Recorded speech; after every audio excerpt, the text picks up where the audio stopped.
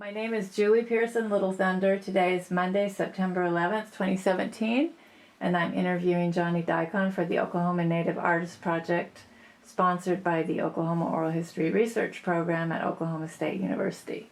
Johnnie, your art has encompassed a number of styles in your career, from the so-called flat style to comic book illustrations. You almost finished a BFA at the University of Arkansas. You've gone to school at the Institute of American Indian Art. You've been included in a number of museum shows and have a piece in a graphic novel called The Mighty Code Talkers. After taking a hiatus from painting, you are now busy on the show circuit again. Thanks for taking the time to talk with me. Thank you. Where were you born and where did you grow up? I was born in Okemo, Oklahoma. And then I was adopted at a young age, and we moved to Miami, Oklahoma. And then from Miami, Oklahoma, we moved to Springdale, Arkansas. So my father was a sign painter, and so he followed around where the work was at. And at that time, Northwest Arkansas was starting to really grow, thanks to Walmart and Tyson, and they had Welch's Grape was over there, early on, and so he did a lot of work for them. And that's really can be quite an art. Did you work with him, or just kind of do your own thing while he was working, or how did that? Well, I started out helping him out. Me and Mom would both help him out. He was doing big billboard signs, and he had so many of them. He had them lined out, and I remember he would do start the lettering on it. He'd do the outside part of the lettering. And then we'd go in and fill in the color on the inside. So, I was little enough I could do this too. So I was filling in with brushes, and it was real simple. But, as he got older and I became more interested in what he did, he'd set me down. And this was a hard part as a child. Because he said when he was around 7, he hung out with an old sign painter in Okemo, and that's where he learned how to do it. And he would tell me, "Boy, you can go out and make a lot of money doing this, a sign painter, So he would have me sitting there practicing these serifs with the maul stick and that thing. Just while all the other kids were running around playing, here I was sitting. I said, "Oh, I was just like, Bless your heart." It wasn't any fun to me, but I helped him a lot. As he got older, he needed more help. He was a World War II veteran, and he had some injuries he'd received in the war that progressively got worse as he got older, and he needed more help. And eventually he was able to retire, in the 80s. He was old style sign painter. He did electrical work for neon signs and signs that moved, and he blew glass for the neon signs, and he did gold leaf and silver leaf. He did that. He was just a remarkable guy. And I'd see him do all these drawings, and I'd help him out. He'd do a lot of decals, especially during political season. People want signs, so and I'd help him, with the squeegee. We do a lot of screen printing. He did that, and so I was picking up all this graphic knowledge, graphic arts knowledge from him. All these colors that he had just paints. He had paint everywhere. All these cans and all these colors, and I just fell in love with the colors. And he'd come in from work and his clothes would be all splattered with paint, and I thought that was the greatest thing. Mom didn't think it was too great. She had to keep his clothes clean for him. And I just thought it was great, and I would watch that. And so as I got older, after he retired, I'd been doing drawing ever since I was little. Constantly drawing, and he'd give me the materials to produce these little things. I had poor eyesight, and it was getting worse, and I didn't really realize, and I don't think my parents at first realized how bad it was getting. I kept asking about glasses, and because they both wore glasses, and I had friends that wore glasses, and Mom thought, well, I was just wanting glasses because I was like one of the few that didn't have glasses. And she got a letter home from the school saying, you need to get this kid glasses, because I got where I couldn't see anything. And how old were you at that point? I was in the 4th grade when I got my first set of glasses, and that just really changed everything for me, because all of a sudden I could see things. And it was really strange because I was used to things looking a certain way, you know, and navigating through this a haze of colors and stuff, and it turned out I was actually legally blind without corrective lenses. So wow, that really changed. The world of difference. It became different, and I remember when they took me to the eye doctor. This was in Arkansas. I couldn't see what was on the walls. I just remember it was a dark room. We had dark wood paneling. You know, it was dark in there, and I got my eyes checked and everything, and then I had to wait. You know, it was like a couple weeks before I got my glasses. And they're the old, thick Clark Kent kind, you know, like those IHS glasses. Thick glass lens on it. Kept sliding down because they were so heavy, because my lenses were so thick. But I got them, and he was trying them on me, and then I realized I was looking around his office, and I saw these paintings. And I didn't know at the time, but he was a collector of traditional flat style work, and he had some of the old artists, and they were all over his office. And so when my eyes finally came to focus, I like imprinted on these. This is the first time I'd seen them. They stuck out in my mind, first of all, because we were in Springdale, Arkansas, which was a sundowner town, which they didn't allow people of color, which, you know, I caught a lot of flack, you know, as a child in school and stuff. But so naturally, when I saw these, I immediately imprinted on, because here was Indians, you know. Right. And I thought, this is me, and these are these paintings. What are they doing in here? You know, I could see them, and they stuck in my mind. And when I got home, that's what I started drawing. You know, I would see things like that, and I would draw it. You know, try my hand at doing it, having no idea how they accomplished these paintings or what they were done or how they were made. It just stuck in my mind. So here I was trying to replicate it from when I could best remember seeing it, because I didn't see them again after that, you know. Oh, it was just that one exposure. It was just that one time, and there it was, and it stuck with me. Of course, when I go back to the doctor, when it was time to get, you know, new prescriptions, I'd see them again, and I'd look at them. So, your adoptive father was Cherokee. Did you guys go to any Cherokee doings? What was your exposure to Cherokee culture? It was through him that, and actually since I was away from Creek culture, it was through him that I learned, because he grew up in Okemah. And of course we took frequent trips back to see my real family, because I never lost connection even after I was adopted. So we go back and see Grandma and Grandpa or Josie.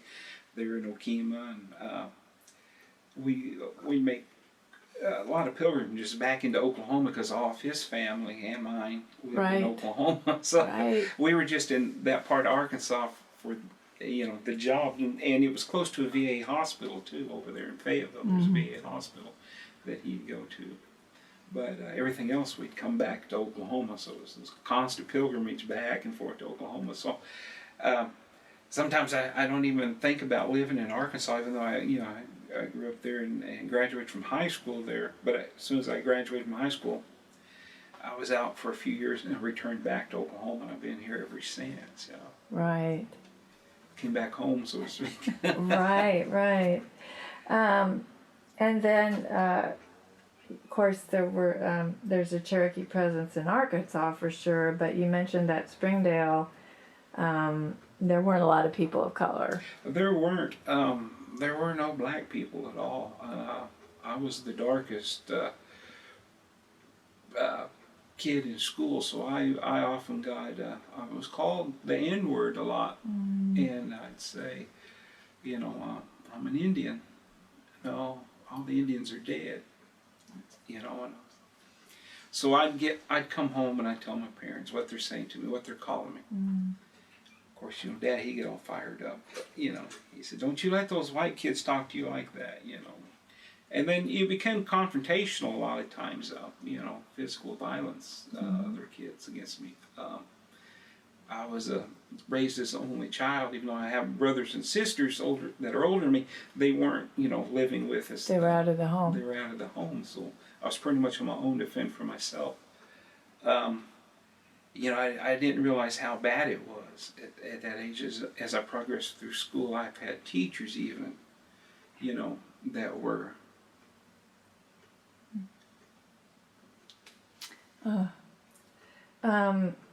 Did you get exposed to, you mentioned that aha moment for you when you saw those paintings and you thought, the people that, Indian people, and I want to do this. Did you get any art exposure in school, in elementary school or middle school? In elementary school, it was just the typical elementary school crayons and construction paper things. They pretty much set what you're going to do, Cookie cutter. Yeah, and so when I got into junior high, I took art, and it was still more of the real structured what you do. No native subject matter. No, because they never thought of it. I guess so. They'd give us typical, I don't know, I hate to say white people things to do, but you're sitting there doing Santa Clauses and mainly related to holiday things. When I got into high school, I got a little more freedom to what I wanted to do. I was taking some watercolor classes with the teacher there, and I started out making this rice paddy, and I had these people working in it and everything, and then I put 2 helicopters up in it like it was in Vietnam, and so she loved the picture until I put the helicopters in it, and then she totally lost interest in she kept coming, oh, that looks so wonderful, that's so beautiful. And I was really happy with what I was doing, and I'd already decided I'm going to make this a Vietnam War piece. Right. And so everything was going good. That was the background context. Until I added the helicopters up in the sky. Then he was, oh, you ruined it. Why did you do that? Your first sort of time you encountered resistance to a sort of political... Yeah. It was considered... And it was probably the first time I really kind of got teed off that, this is what I want to do. kind of rebellious feeling. And of course, being a teenage kid at the time too. But you did finish the picture. I finished the picture, and I had it for quite a few years, and I don't know what happened to it. I've lost it now, but yeah, it was something. I was trying out watercolor for the first time. And, she was a watercolor painter, so that was her medium. So she was all excited about how well I was picking up with it, and I was enjoying it, and then I ruined it for her unintentionally. Now, at home, were you still kind of pursuing native subject matter dancers, or were you? Yeah, and I had an old World Book encyclopedia set, and this was from the early 60s, and it was a man, and I can't remember his name now. I think it's Franklin Fireshaker, maybe was his name, did the illustrations for the Indian section, and it was dog-eared in our encyclopedia, because I'd always go back to there, because it had those images, and it was like the ones in the doctor's office, that I could see that flat style painting. Right. So there I was kept going back to that as a reference, and I draw these things and do these things, not knowing what kind of paint they were using, so I was just using pencil and just drawing. I tried using Dad's enamel paint, for his sign. It just didn't work the same. Not on paper. Yeah, it didn't work on paper. It didn't dry quick enough. My mother painted also, and he got her interested in paint. She would do art, and we had all of her oil paintings in the house. He'd got her into oil paintings, and so I'd borrow some of that paint, and it wasn't working out the way I wanted either,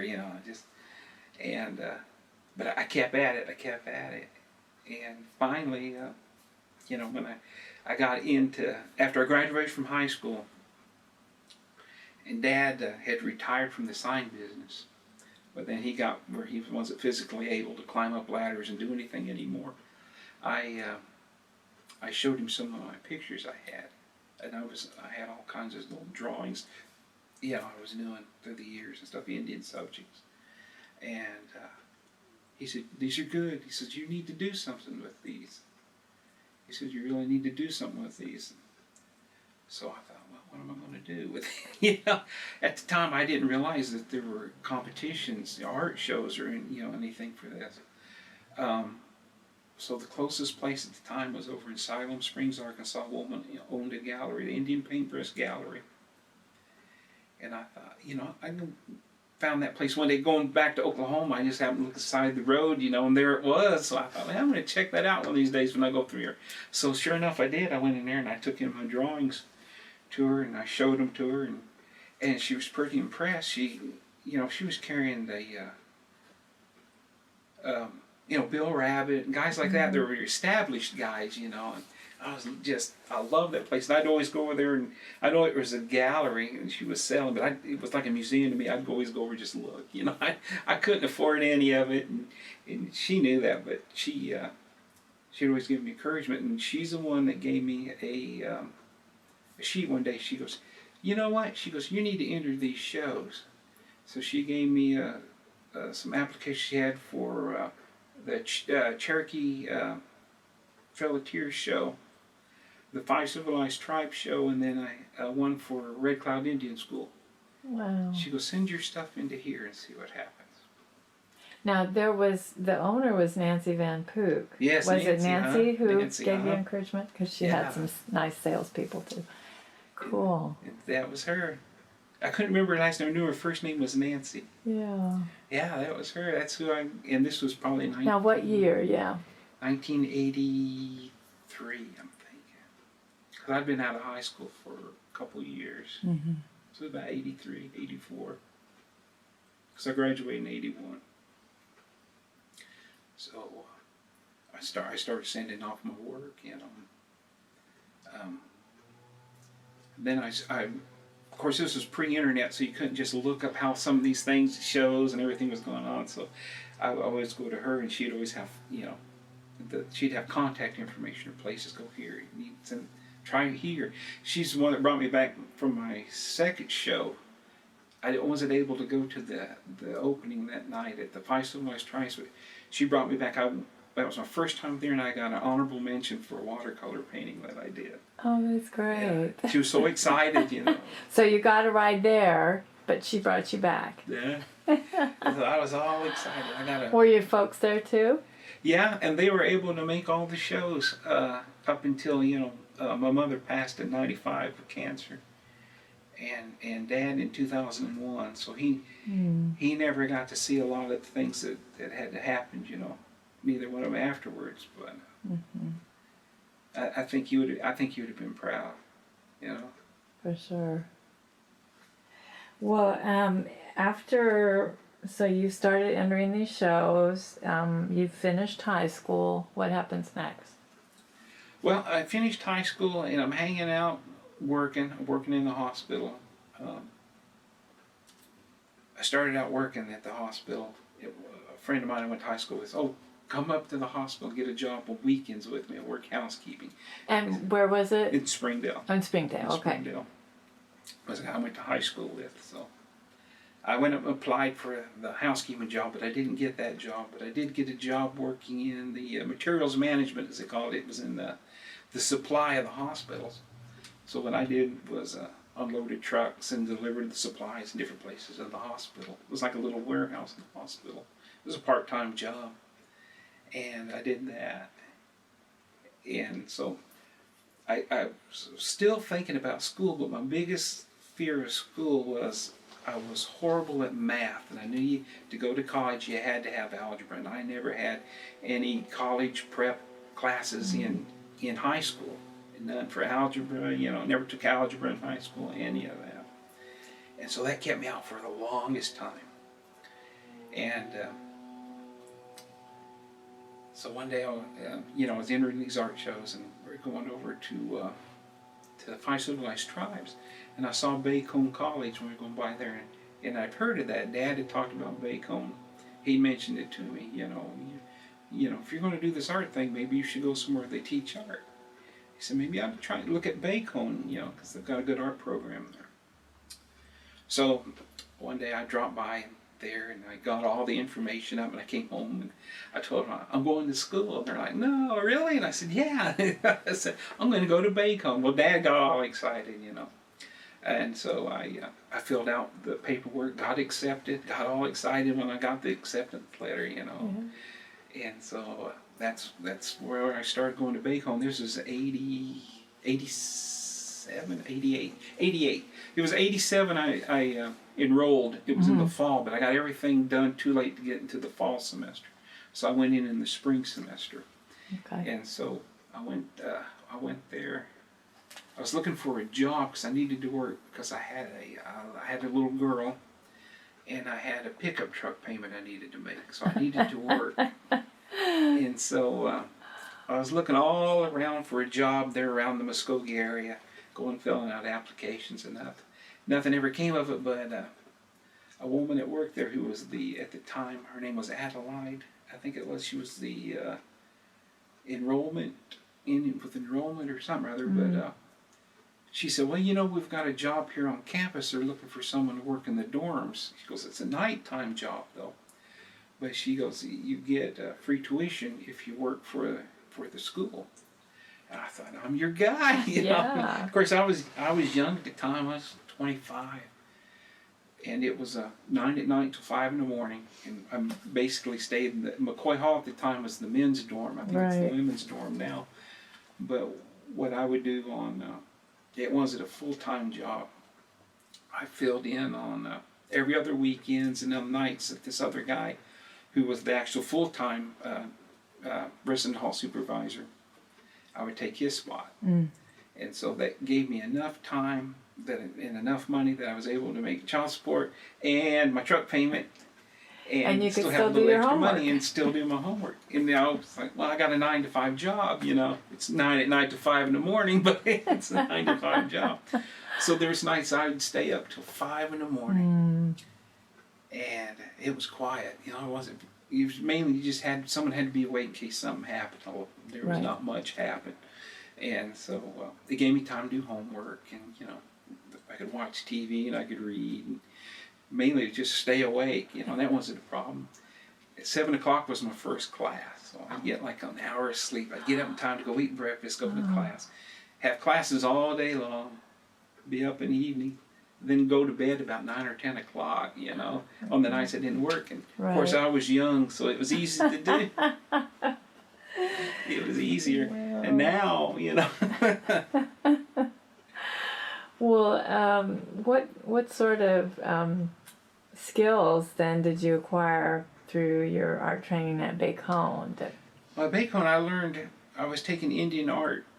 I had Indian art 1, and it was studying the flat style, that Bacone school style, with Ruthie Blaylock Jones. And so I was excited when I got in there. I got my class list, what all I needed, so I went over to the bookstore, you know, and I was on a shopping spree, getting everything on that list. And I couldn't wait for class. I kept showing up over there because it was we had classes Tuesdays and Thursdays, and I was over there Monday. She didn't know me yet, who I was. She goes, you know, you don't have class till tomorrow. You don't have to be here. I said, I know, I just, because she had all this artwork, you know, that was already up, older students for the year's artwork that I'd look at. You know, it's just like, this is the best place in the world. You know, I go in the cafeteria and they had those 3 big murals over the service line there that was done during Crumbo's tenure there, and I was just like, you know, I couldn't get enough of them. Sit there, eat, and just look at them. And so I took her class. I took all 4 of the Indian art classes all the way up to Indian art 4. I had one more semester to go, so I took a special studies, which was kind of like an Indian art 5, I guess you'd call it. But you did a more in-depth work. I also took a mural painting class while I was there. And one of my murals is hangs up in the administration building there at Bacone now. Oh, neat. I did. So I've got one of those same size as the ones in the dining hall in Bacone Hall that I was always so, you know, enamored with. Now, that must have been a great feeling. It was. Oh my gosh! And the president bought one, and it was hanging in one of the meeting rooms there. I think it was in Sally Journey Cake Hall. It was in there. And you know, there at Bacone, the president, it was Alfred Ginkle at the time, him and his wife would go to Daughters of the American Revolution conventions and these other things, and they'd always call over to Ruthie and say, "Have your students gather up some of their work, and we'll take them and sell them for us." So, she'd say, "Hey, have your boys get their stuff together and bring it over here. They'll take it." So we gathered up our work, and it's just little pieces, little tiny pieces on mat board, cutouts. Right. And none of it was real great work, but it's. But he was promoting it. And he was promoting the school. People were always wanting to buy the early work from somebody that might be famous. They got it, low price, and then they're famous later, So that was always good. Always sold everything. And, they was only selling for, $5, $10. We didn't have a big price on them. But, that made us a little extra spending money, and that was nice. It reinforces your confidence. Yeah. And it's funny, every now and then I'll get on the internet and I'll look up stuff, and I'll find one of my pieces that was from that period that sold. And oh my gosh, and it's on an art auction site, and I'm watching it go for, I maybe sold it for $5, and it's going for like, in 25, 30, up to $100. And I'm like, really? For that? It's like someone's selling their homework, and English homework, math homework, and selling it, and then you see it on the auction. It's kind of wow. Right. And then you're also looking at saying, "Oh, it was so horrible. that was so horrible." So, what prompted your move from Bacone to the next school, which I think was? I went to Northeastern NSU, State because it was close. My supervisor at Bacone really liked me. She didn't want me to go. She goes, "You could still work here and go to NSU." And I thought, well, that's a lot of drive. And you'd been there at this point 2 years or? 2 years. Okay. 2 years. And the best part was this job that I had at Bacone. I had an apartment up in the. It had a kitchen, and it had a living room and a bedroom, and I had a bathroom. And it was a good deal. I got a really good. Foot in the door. I got that started. Had a job. Didn't have to share, with a roommate or anything. So I was taking the art. Oh yeah, and Bacone also took silversmithing and bronze casting. Wow. I was there too. Who were teaching those classes? The silversmithing was Frances Lowry, and bronze casting, I can't think of the lady's name. There were two of them. I took it. I was in there with Dan Horsechief. We had bronze casting together. Of course, he was in like the next bronze casting too. Because he had started school there before I got there, and so he was a little higher in it. But I can't think of those two ladies' names now. They were older ladies, but they were really, really interesting in what you're doing. Teaching that lost wax process. Yes. I've never done this before, and I thought, this is really interesting. I could have done more of it, but I graduated. That was my last semester there. But your first exposure to kind of three-dimensional right there. Yeah, right there. Because I had never even thought about three-dimensional at the time. It was mostly 2D, flat style, painting, drawing. And so when I took silversmithing and that, there was introductions to some 3D stuff, and I really enjoyed that. And I thought about doing it again, the silversmithing, but I just don't have the tools or the setup to do it. But I did enjoy it. It was really interesting. And so after I graduated from Bacone, I went to Northeastern State. I went there for a semester. And I had a girlfriend at the time, and we were going to get married. And so she was staying with my parents over in Arkansas. And my mom at the time had been sick for a number of years. She had had cancer. She had bone cancer, and so it just, they progressively just whittled away at her, as it showed up somewhere else. And she got, pretty ill. And Dad said, I was talking to him about, coming home. I said, well, I can transfer over to the University of Arkansas. They're in Fayetteville. And get into their BFA program. I was already in the one at Northeastern. And he said, if you could come home, he said, you guys can stay here with us, and go to school. You won't have to worry about paying rent. and you can finish up. And so that's what I did. I went over there. And they have a good program. They're known for their art program. Yeah, it was really nice. You know, I never thought about, living there. I never thought about going to the U of A. Actually, in high school, I was thinking about animation. That's, I thought I wanted to do the art, but then I thought, I really was big into that cell animation at the time, watching a lot of Ralph Bakshi movies, and I really kind of zeroed in on that, and it was flat style. The animation was too. That's true. And so, because I always had these ideas in my head, and I think they came out in paintings. I always had these stories, and I thought, well, this is great. I can tell these stories. I can do it in animation, and I'm still doing art.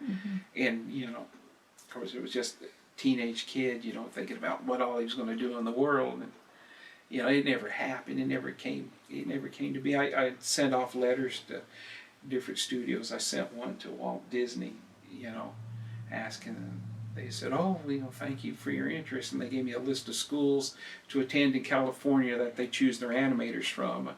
I thought that was really neat, but there's no way I'll ever get there. There's no way I'll get there. I was happy to get it to Bacone. But when I transferred to the U of A, I originally went there, and I got there and I thought, you know what? I might do museum studies instead of majoring in art, because I liked that idea. And so I was taking all these anthropology classes, and I had to take an art class, believe it or not, to get an art credit. And so I took it was a beginning art thing. It was one that everybody would take that needed an art credit. And it was kind of like a high school art class where we taught different things. This week we're going to do this, next week we're going to try that. But then it was in the art department, so I started seeing, the art students are there, and the work they were doing. I got bit by the bug again, so I was back on the art trail again. So I switched majors, and I went in. I was only in the museum studies as a major for probably a semester, and then I went back into art. Then you were back into art. Yeah, and I went to school there. I was like 3 semesters short of graduating. And then what happened was the Hopi woman I was married to, she decided she wanted a divorce, that I was, I was too old, because she was about 8 years younger than I was, and she wanted to go out and live her life and have fun and all this. And so I said, okay, we'll get a divorce, Had you met at Bacone? Yeah, we met at Bacone. Yeah, it's one of those boarding school romance kind of things, a Creek and a Hopi, And so, and we're best of friends to this day. It's more like we're cousins now, more than than we're ever married. We have a daughter. She's 26, and they still live in Arkansas. They still live in Springdale. Wow. And so, when I left, I was going to get a full-time job and just work and make her happy and get her house and do all these things I thought I needed to do for her, but it didn't work out anyway. So there I was, and I was thinking about, I need to go back to school, but now I'm working. My life seemed to take a different turn now, and so I was working. I had bills to pay and all this, so I was just working. And I after I was divorced, I started dating this girl that I met way back, even before I went to Bacone. I met her. It was kind of a blind date kind of a thing. A friend of mine was a friend of hers. I went to high school with this one girl, and she knew her from working with her at Kmart. Got us together, and it was she was only 18 at the time, and I was 25, and she was kind of shy being out of high school, and here I was, 25, and I'd already been married, and divorced now, and so she was a little leery of me, She didn't have. And so I thought, okay, she doesn't like me, We met, we talked, and we got along, and we went our separate ways. Well, that didn't, pan out. So I went on to Bacone that fall, and did the whole thing, got married, and then divorced. But through the years, we'd remained friends. And so after I got divorced, we were over at my dad's house, and group of people, and I was talking to her. And so I said, would you like to go out again? You know, I asked her again for the second time. I thought, I'm going to try it again. And so we went out, and we've been together ever since. You know, it's been over 20 years now, so we've been friends for 30, married for 20. That's neat. And so did she end up moving with you then to Santa Fe? Santa Fe. Okay. And I have to give her credit for a lot of the things. She's the one that actually, I mentioned it to her. You know, she goes, well, you ever thought about going back to school? I said, well, yeah. I said, I always wanted to go to the Institute of American Indian Arts in Santa Fe. I wanted to do that when after I left Bacone, that was one of my plans. Because I always wanted, and this was my goal, was someday be art director at Bacone, you know. And now the art department's gone now. So, right.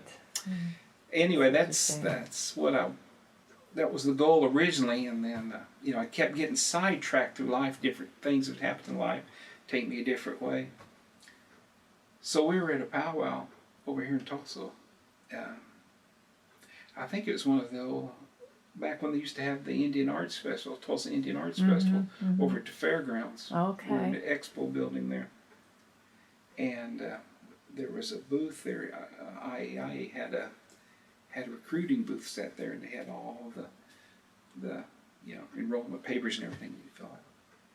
And so I said, should I? And she goes, let's do it. So, you know, I filled it out, you know, and sent it in, and got accepted, and we were all excited. And we were looking at the Santa Fe newspaper. We get the Sunday ones over at the Hastings bookstore there in Fayetteville. We'd go through those every Sunday, look at jobs. And right. so it's a big move. Yeah, and we wanted to make sure we had jobs set up before we got there and everything. She'd worked for a law firm there in Fayetteville as a legal secretary. And so she got an interview out at a law firm out in Santa Fe. And so, you know, she thought, well, you've got a good work history. She goes, and this is a good job and it pays good. It'll give us a chance to get established, and then you could find a job and we won't have to worry about money, you know. So it was a perfect plan. We get out there, and I didn't realize it at the time, but there was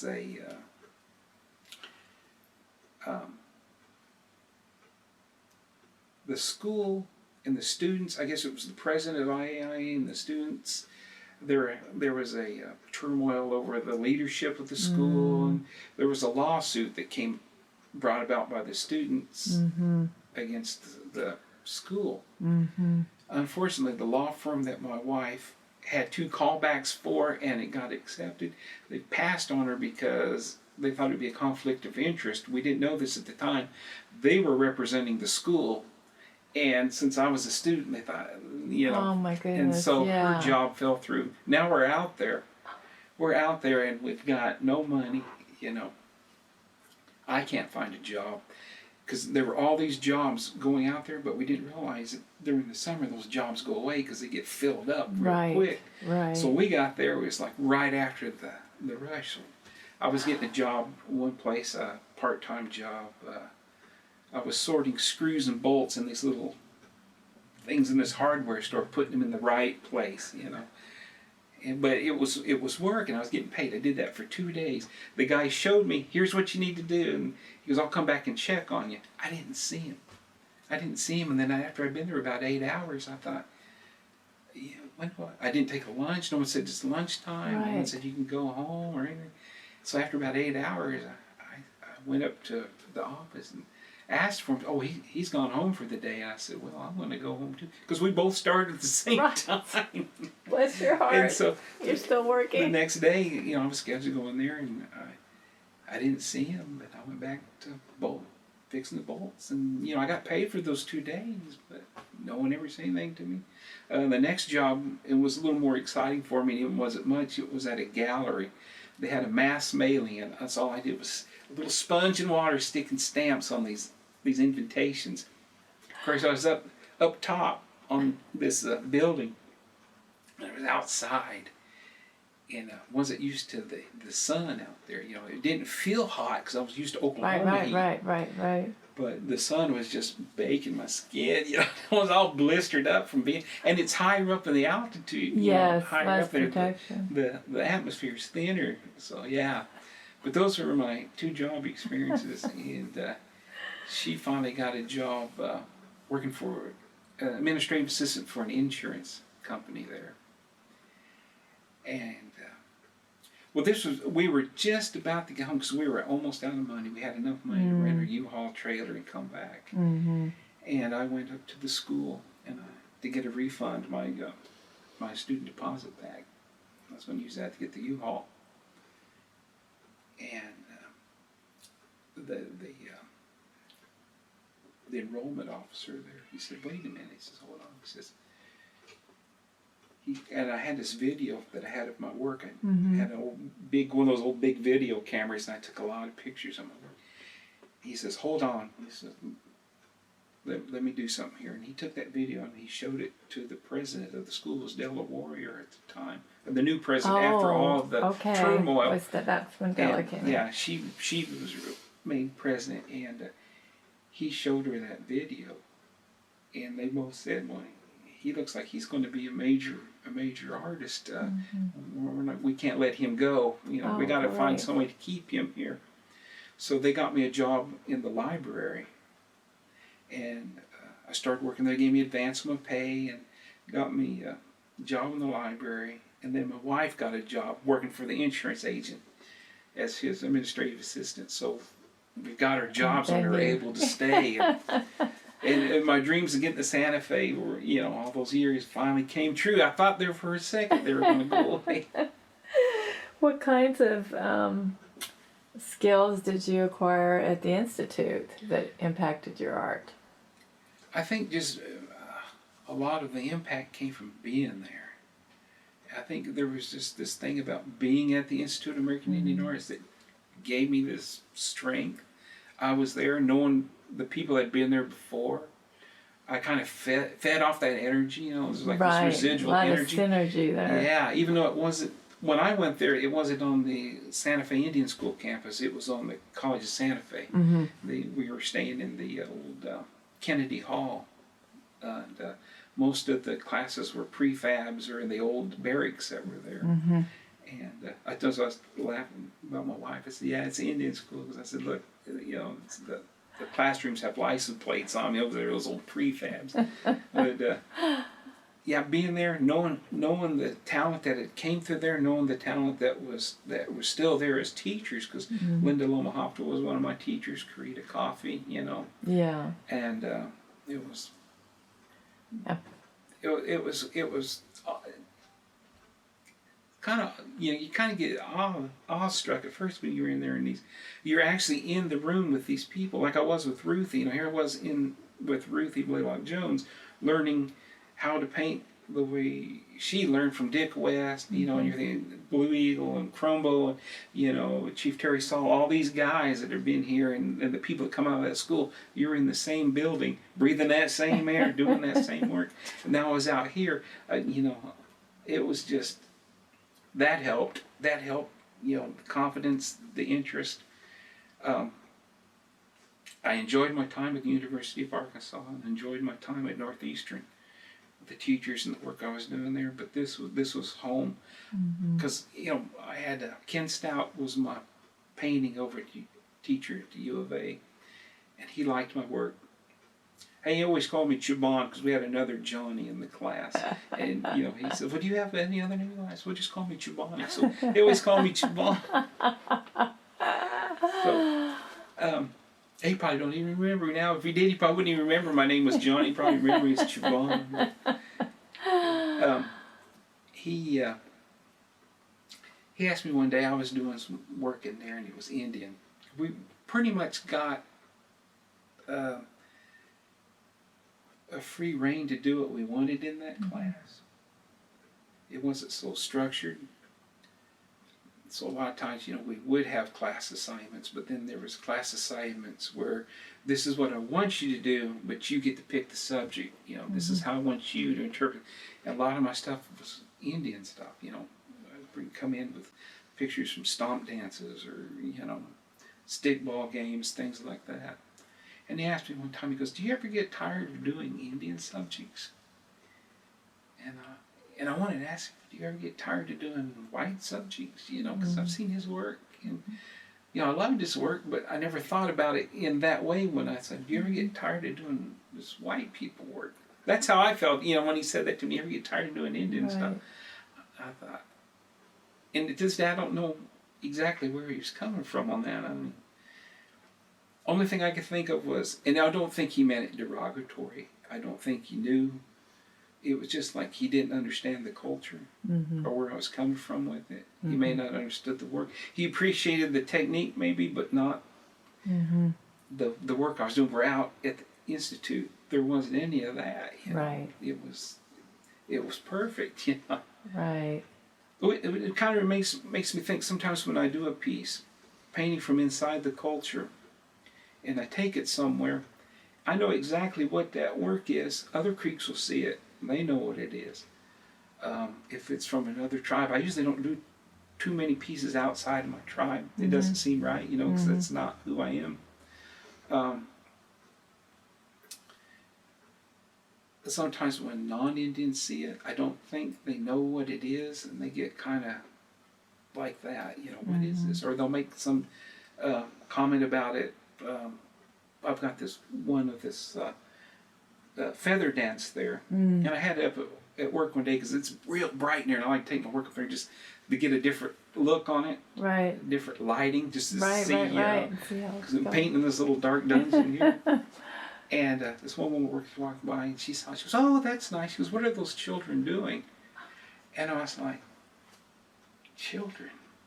And I was trying to figure out, why would she think that these grown men doing a men's ceremony, why would she look at them as children? And I thought, you know, she doesn't know that pole that they're dancing around, how tall that pole is, you know. And so, and here's these men carrying feathered wands with the she's probably thinking, well, this looks like something children would do. You know, and the size of the painting, they're smaller because, you know, it's a smaller painting. Right. I think she's thinking these are children and not seeing them as adults. To me, I look at them, they don't look like children to me. They're fully proportioned adult men, you know. Right. But I think she glanced real quick, didn't know what it was. And through the years, I've noticed that people make comments about things. But they don't know what it is, but they're not coming from inside the culture. So I told my wife, I said, well, you know, I want to paint true to my people. I want to paint my people, and I want it to be accurate. It's kind of like a record of who we are, you know, things we do.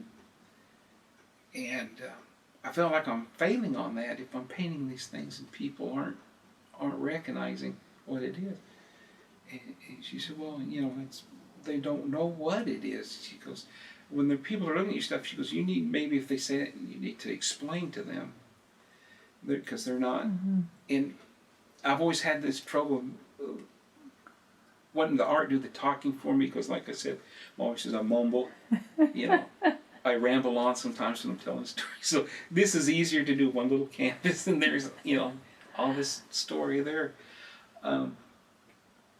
So yeah, sometimes, you know, I get a doubt of my work sometimes. It's weird when you go certain places and people look at it, but they like it, except maybe, you know, it's a color they didn't like. It doesn't match something in their house. And I'm saying, you know, when I'm doing these things, I don't think about if the guy's shirt's going to match somebody's, you know, drapes, or, you know, if they don't understand what it is. I know what it is, you know. And it's just a... Yeah, I think artists wrestle with that anyway, and then native artists have twice the... Yeah, you get double dipped on it. You know, like, or you always get tired of painting Indian subjects.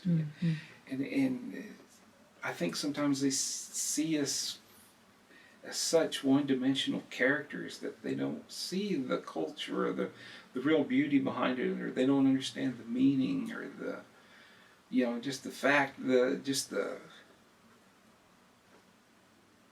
fact we're still here to do this. Yeah. You know, that kind of breaks me up. You know, you think of. Right.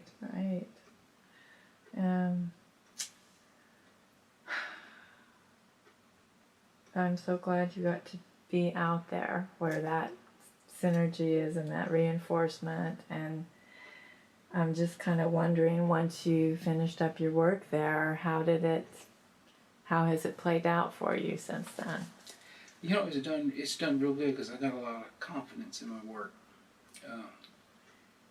Yeah, I still, the story I was telling you just then, I still get a little worried about it, but I think that's just part of being an artist. You know, sometimes I'll do something and I'm just not real happy with it, but everybody else sees it and go, oh, this is fantastic. I'm like, really? Sometimes if I'm away from it for a little bit and I'll see it again, I'm like, well, you know, that is pretty good. It's hard to get that objective distance, isn't it? It is. It's hard to put things down sometimes. Because I get really passionate about it. I'm really enjoying it. And then I'm like, this isn't what I wanted. But I don't know. Sometimes I think that drives me to do the next one. Okay, well, the next one will be even better. And it's just the technique thing. It's not. I think I've got the background behind it down. It's just the technique. That may be why I range from so many different styles. Well, I was going to say, yeah, and then you're developing these stylistic lines kind of in tandem. Yeah, it's like Ruthie one told me. She said one time, she said, your style's so schizophrenic. One day you're doing this, the next you're doing this. To me, it's so exciting and so much fun. It's just like do you kind of think, does the subject matter kind of come when you get an idea? Do you think, I know how I'm going to do it, I know the approach, it's going to be a flat style approach this time, or they're born together? Yeah, I'll get an idea in my head, and it's already formed what style I want to do it in. You know, and then I did one just the other day. It's just a little one. It was fishing medicine, which is another one that the story. You know, the Creeks used to use a devil's shoestring. It was a medicine that they would put into the water, and it would bring the fish up. It would kill the fish. You know, it wasn't toxic to humans. They could still eat the fish, but they could harvest a lot of fish that way. And I did a flat style painting. I was at one of the Philbrook shows years ago, and it was a two level. You know, there one above ground of the men, and then below in the water where they wade out into the water. They'd actually wade out in the water, you know, kind of mix that stuff into the water so the fish would get. And, you know, it was like, you know, how water, the refractory thing of water, their legs were over here and their top parts were over here, of course, you know. Anything that came into the water would do that like water does. Did it in flat style. And then there was the fish, you know, underneath and everything. And it's one of those things where people didn't know what it was. And they just laughed because, oh, that's so funny. I love that painting. It's so fun, you know. And I look at my wife, she's like, I don't see what was so funny about it. I just played it off. Because I don't want to embarrass someone when they don't know. I want to say something to them, but at the same time, they're really enjoying it. They're appreciating it. And I hate to embarrass them. You know, I say, oh, no, that's fishing medicine. There's nothing really funny. They're fishing. You know, explain to them. Right. But my wife says, you need to do that because I'm sure people would really love to know what is, you know, what's going on in these paintings. Those are kind of those educational opportunities that you, Yeah, because I don't know I think how to it just approach takes time, being out there at the shows to kind of figure out how to do that. Yeah, because Sounds like a great painting, though. Oh, it was nice. I don't know where it happened to it. It sold. And I don't know where it happened to it. You know, Lydia Wyckoff, when she was the curator there at Philbrook, they were trying to restart that Indian annuals. Right. And so I had a painting in there. It's the one that's in the Philbrook's collection right now. She called me one evening. She said, for the opening of the show, for the reception, she goes, I just want to let you know we're interested in purchasing your painting for the museum collection. And so don't sell it to anybody that night, you know, except to someone from the museum. So, okay, all right. And so I go there that night, and, you know, there's the reception, you're mingling with everybody, and all the buyers are there. I think this man comes up to me, and he introduces himself, and he says he's with Friends of Philbrook, and he would like to buy the paintings. I thought, oh, this must be the guy I'm supposed to sell the painting to. So I agreed to it, and I sold it to him, and then, Lydia came up to me. She goes, I should explain it a little better. She goes, me and him were in a bidding war or whatever for your piece. He wanted it for his personal collection. I wanted it for the museum. She said he kind of misrepresented himself, She goes, I'm not going to say anything because he donates obscene amounts of money to the museum, but I know his wife. I'll talk to her. And next thing I know, it's in the museum collection. Oh, that had the best possible ending. And Philbrook got some more money for it. Yeah. You had a show at Southern Plains Museum also. Yeah, with Rosemary Ellison. It was just before she passed, I think. What was that like to have? Did you have a number of older and newer works? I had some older and newer works there. Most of them I had done after I'd left the Institute. I had some silk screens there that I did at the Institute. I didn't have any traditional style. They're more contemporary style. Mm-hmm. I had one that was a hubcap. My real mother died in a car wreck. Mm-hmm. And it was a 56 Chevy, and it was hit by a Coca-Cola truck on her side of the car, and so she was killed instantly. Pretty much crushed her is what it did. So I thought about this, what I wanted to do for kind of an honoring for her. So I thought, I'm going to make a shield, a war shield. So I got a 56 Chevy hubcap, and I fixed it up with the trade cloth over it and the feather pendants coming down. Did all the beadwork on the feathers. And I called it my mother's war shield, and it was a 56 Chevy hubcap. And it looked just like a war shield, regular plain shield, but it was the hubcap instead of a rawhide disc. Right. And I've got these little Coca-Cola bottles. They were like Christmas tree ornaments. I found them, and I got them, and I tied them on there like little fetishes on it, and it had the hawk bells and everything. And I did that piece as an honor to her. I did another piece for that show. It was an old fiberglass table, round table. I took it and I painted it red like those little Coke symbols, Coke, round Coke, and I cut out. I had a copy, newspaper copy. I made a photocopy of the newspaper article that told about the wreck, and I cut the words Coca-Cola out of that and attached it to that red disc, and then I painted it was just like a black paint, her image on the front of that, and so I did that piece for the show. So I had two pieces, in honor of my mother in that show. There were some other. I did one of a Creek Bigfoot.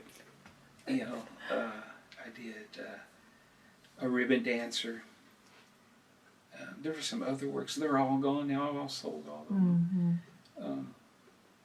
But that was a really nice show. It was nice to meet Rosemary. I know how.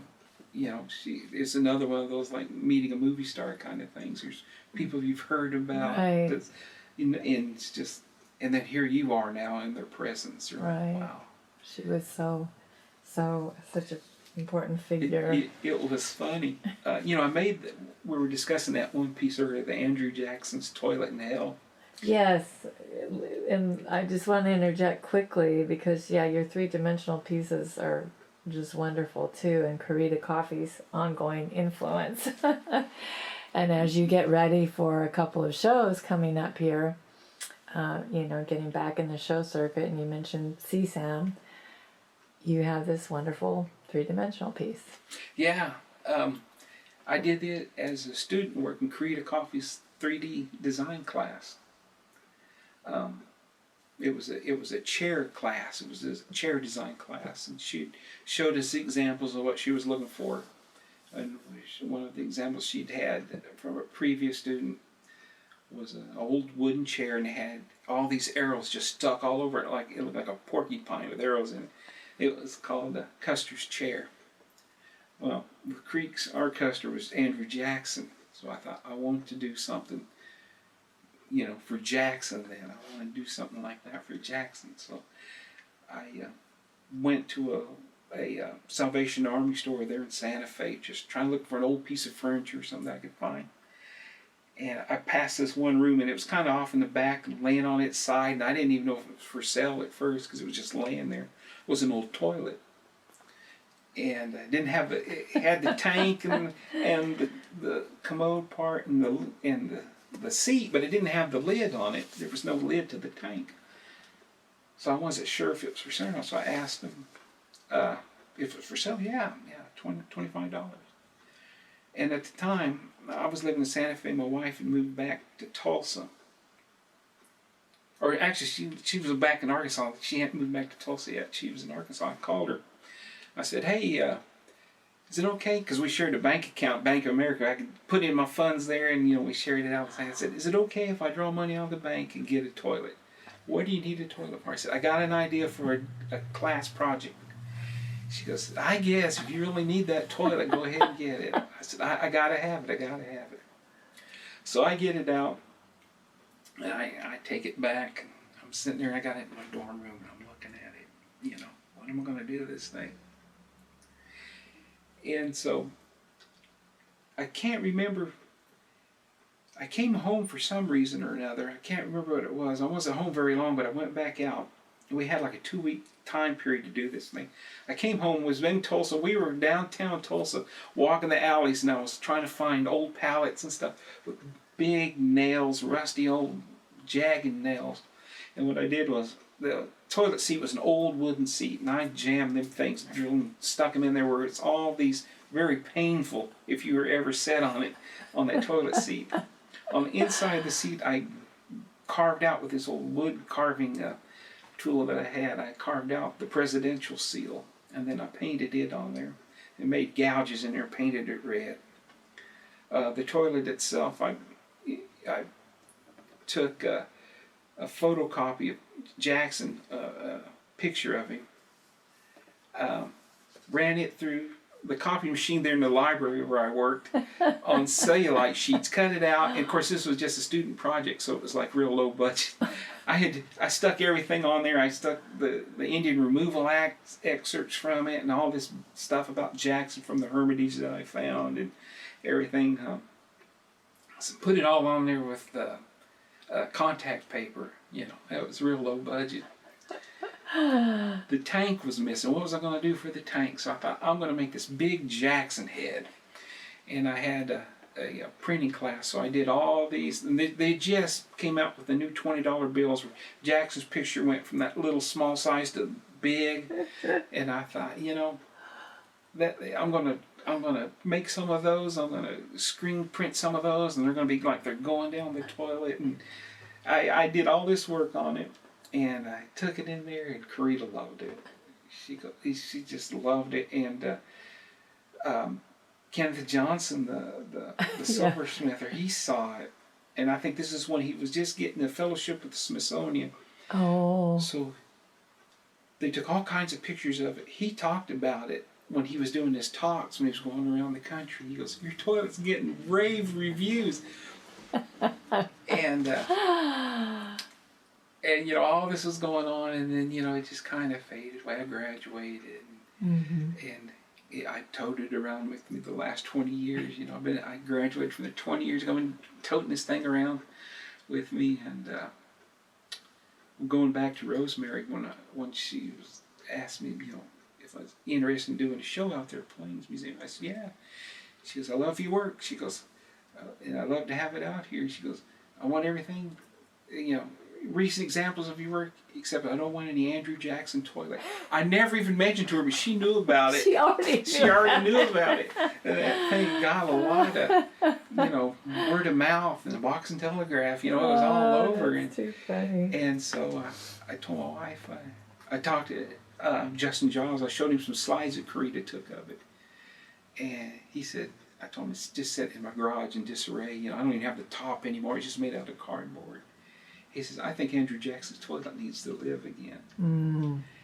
And I showed it to Christina Burke, the slides there at Philbrook. She goes, oh, this is wonderful. She goes, I wish you could have had it, you know, maybe they could have used it in that exile, you know, return from exile exhibit. That'd have been perfect for that, you know.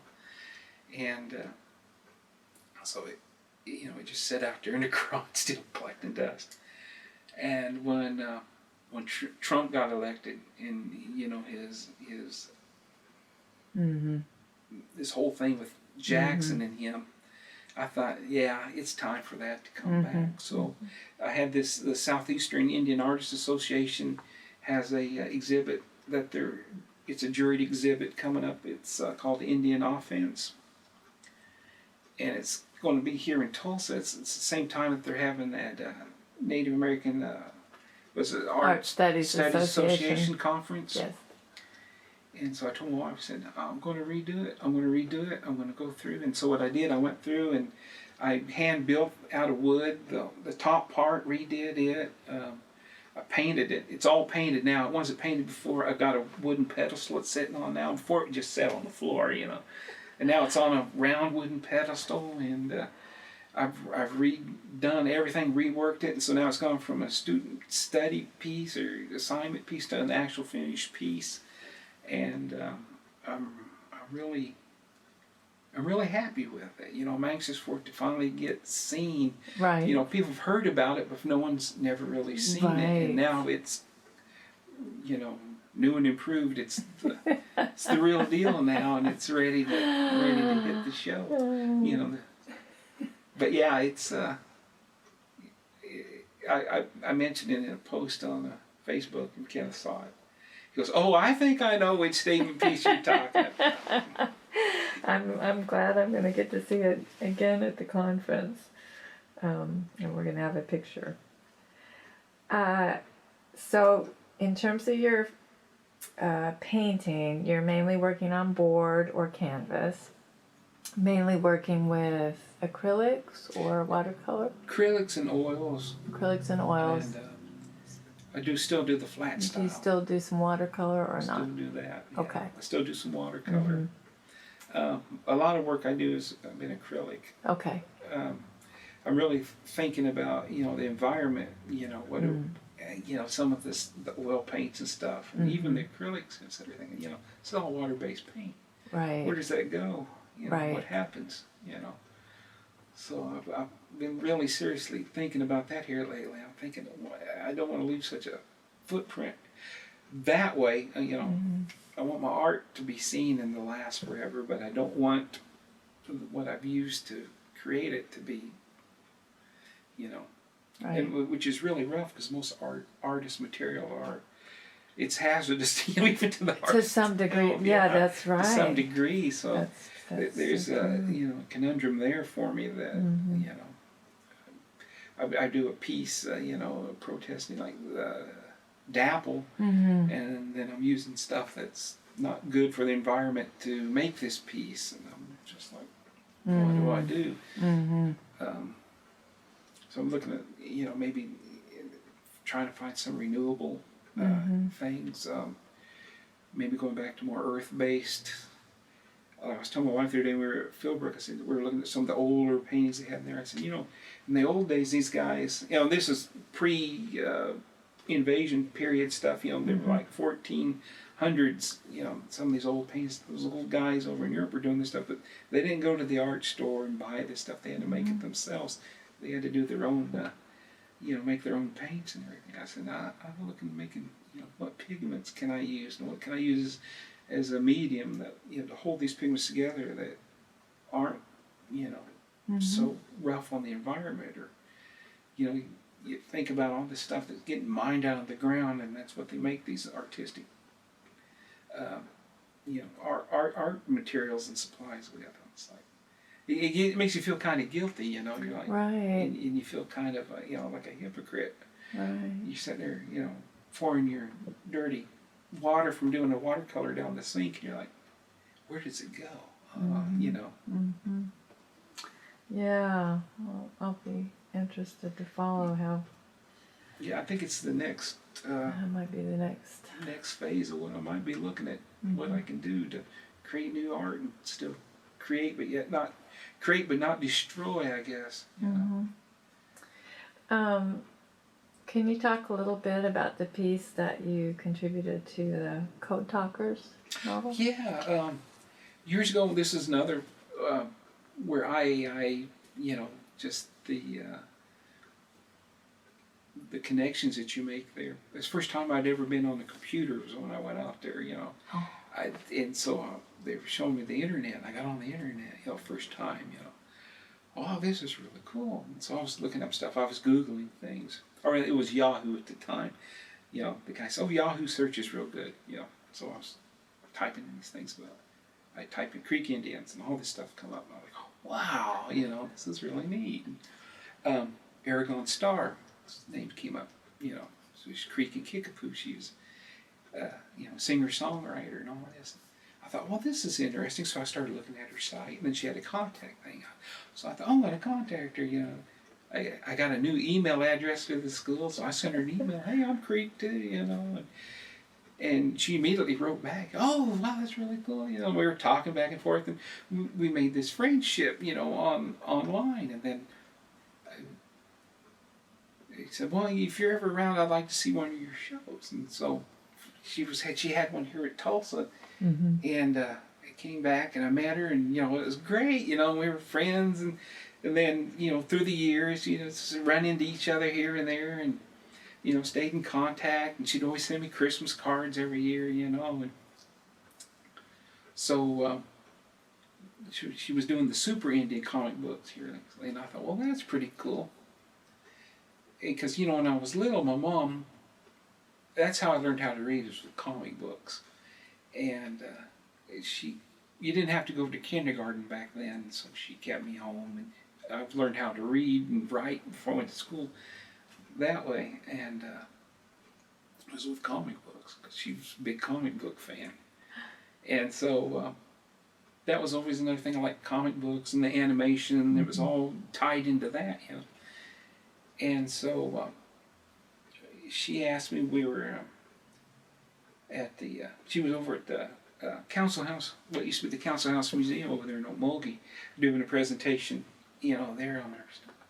And she asked me, she goes, hey, she goes, we're doing that Code Talker book, would you be interested in doing the Creek story for us? I said, would I? You bet. Because a couple years before that, they had a Native Comic Book Workshop. Lee Francis, her, Michael Shiagi, and Roy Boney. They were over here, and I dropped by for some of my little comic book drawings that I did, just for my own, amusement, because I found a comic book sketch pad that was all blocked off, for making the pages at the art store. So I bought one, and I was just tinkering around with it, and I thought, I'll just show that. And Lee Francis really liked that work, He gave me, said, I want to eventually, I want you to do some work with this. And then, this came up with Aragon. So she goes, can you give me 8 pages and have it done by, January? And this was in October. I said, yeah, with story and everything, So I went through and I did all the little thumbnail sketches and the script and the whole thing and everything. Shot it to her, and then since she was the editor of the book, she, so, well, how about this? How about this? And fix it all up.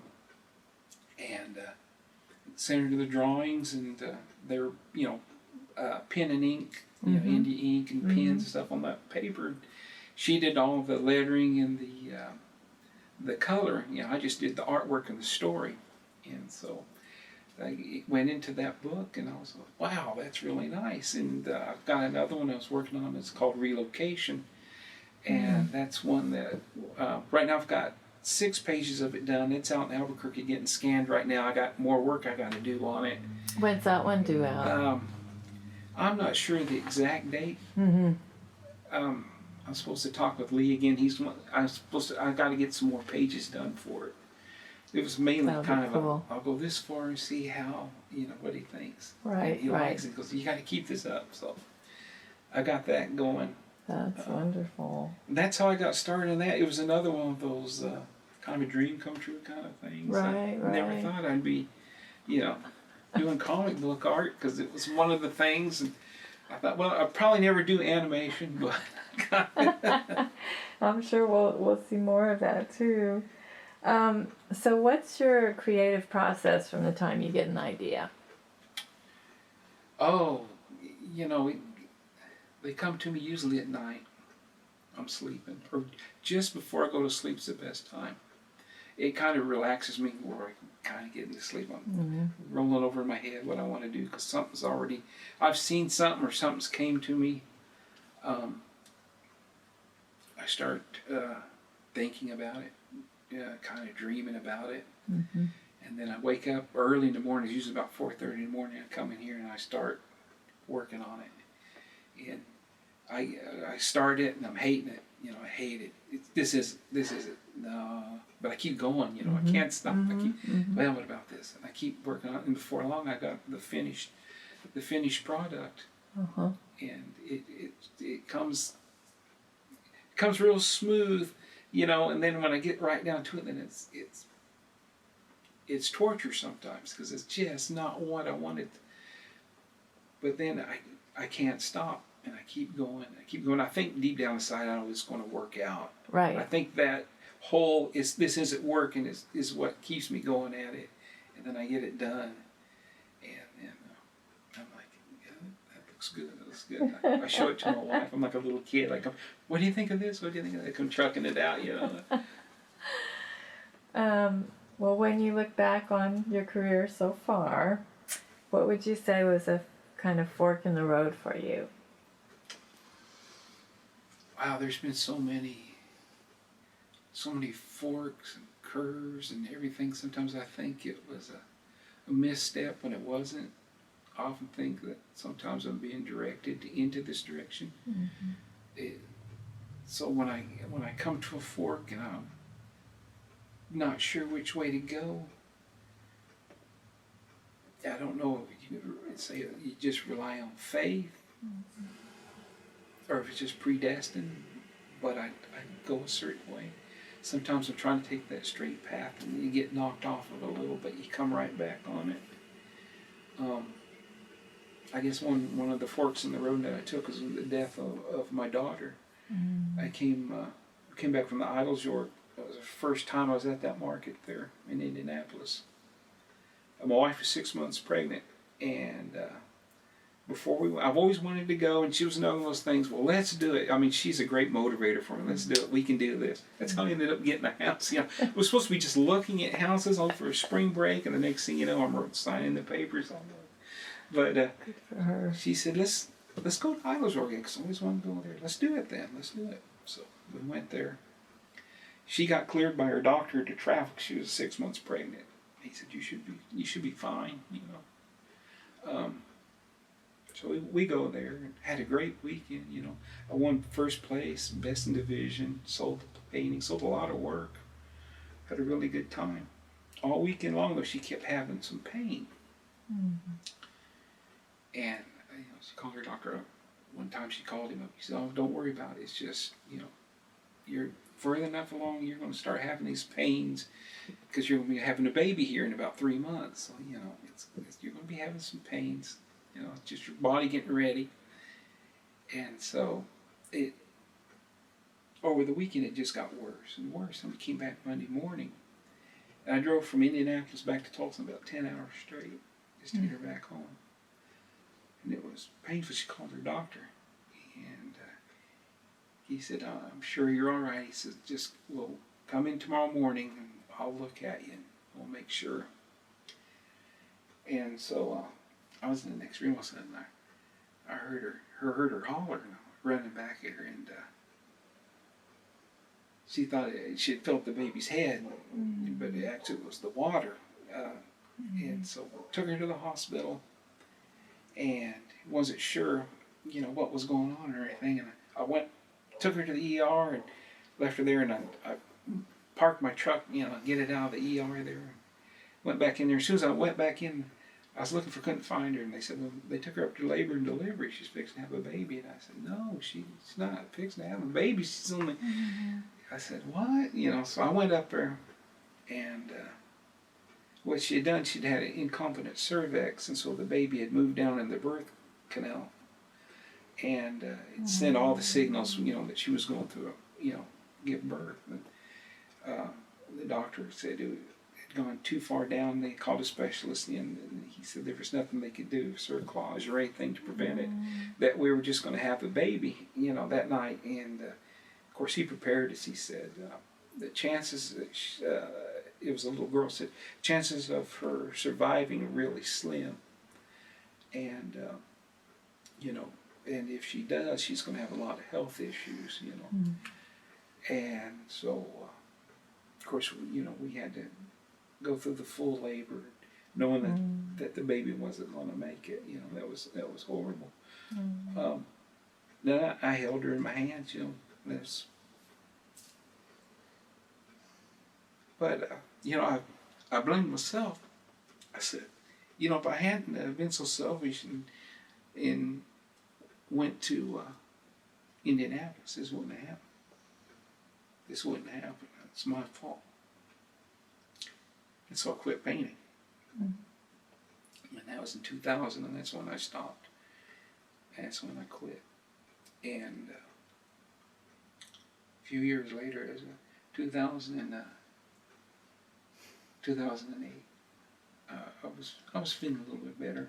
I'd done some praying and getting, everything in balance and right again. And I felt strong. And I was going to paint again, and I started painting. And I probably started painting that morning and that evening. That found out that my other daughter, she was 18 at the time, 18, 19, got in a fight with her boyfriend and committed suicide. She hung herself. And I thought, I said, I can't do this. I said, I'm not supposed to be painting, That's a sign I've done something wrong. Somewhere along the line in my life.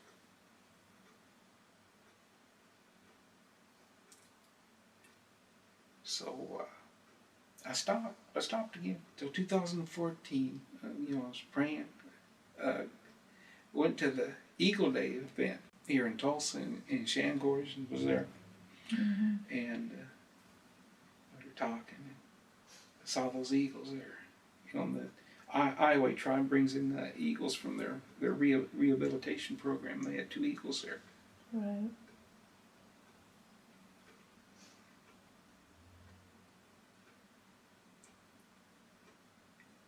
And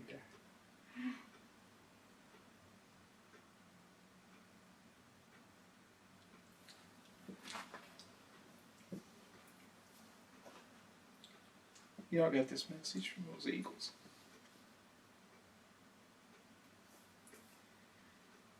The Creator said,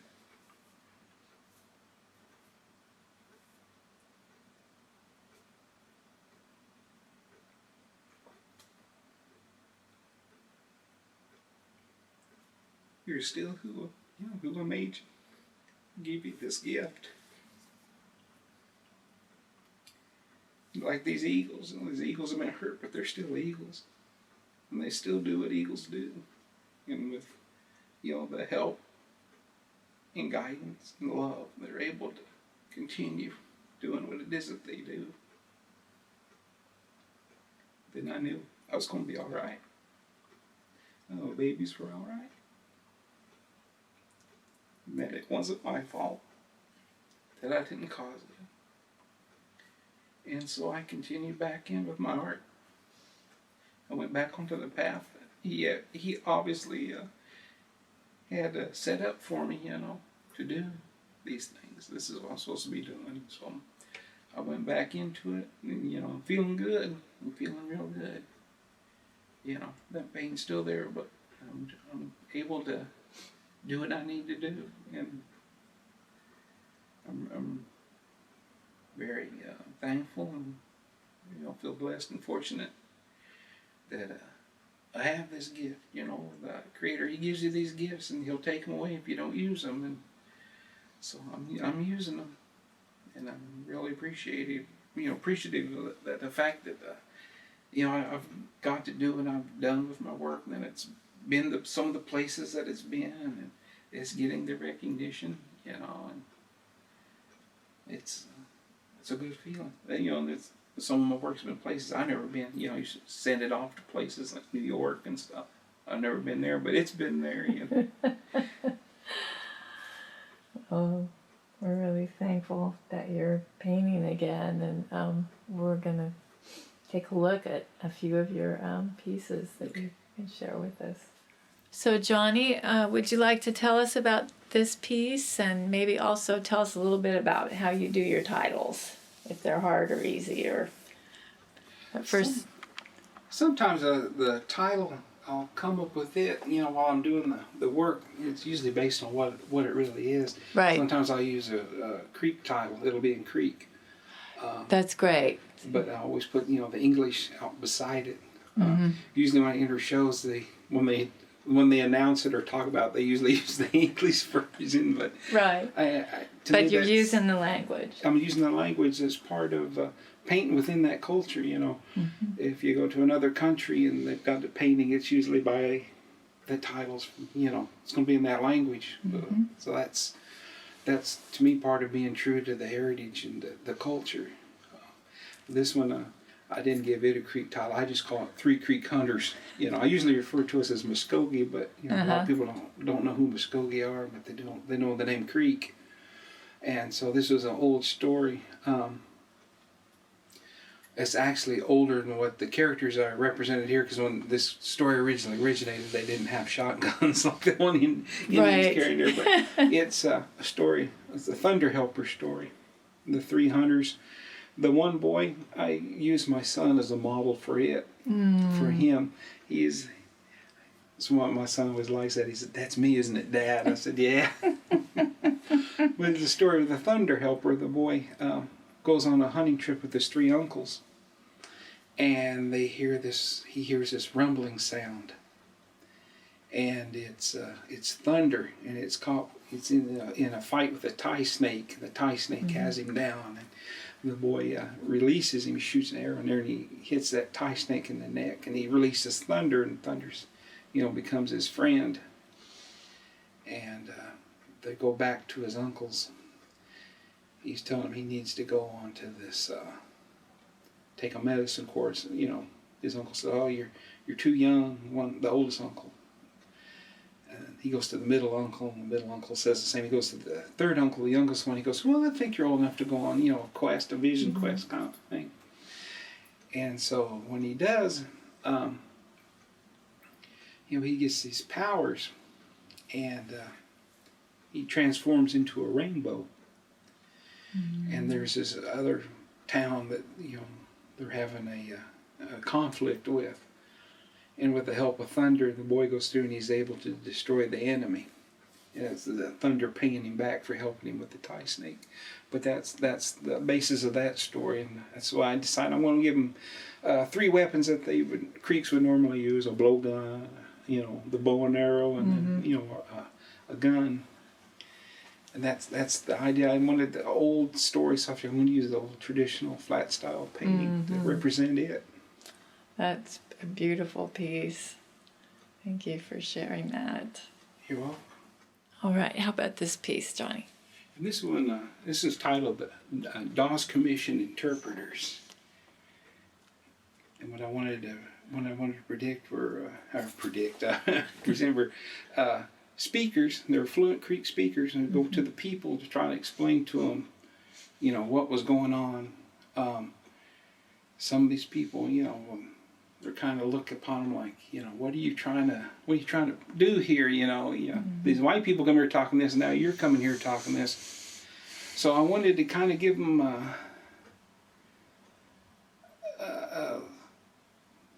you kind of wonder about them. You can't see their eyes. The shadow that's kind of very blocks their effective. eyes. Yeah. You can't see, so you don't know what their intentions are. You look at them, you're like, oh, okay, what do you three fellows want? But it's one that I used oil. This is oil painting on stretched canvas. Okay. And it's so it's another type of art that I do instead of the flat traditional with gouache and tempera like that. Right. The last one, this one is an oil. Got a nice textured Yeah, feeling to it.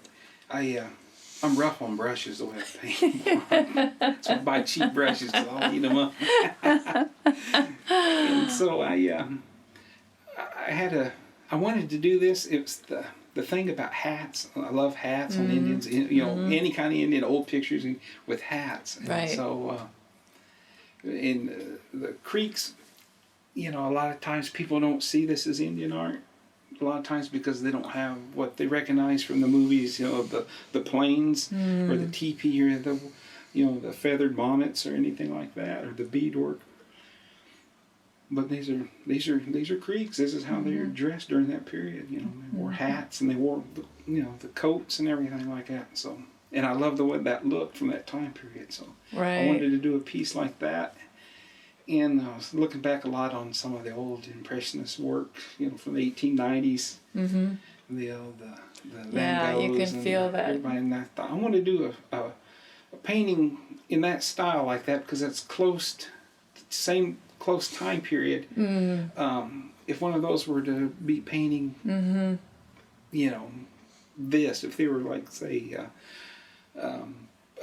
Cezanne was like I don't know, Creek. Right, right. Creek subjects. And this is what you know, something he would do. You know? Right. No, that really has a nice, that feeling comes through really strongly.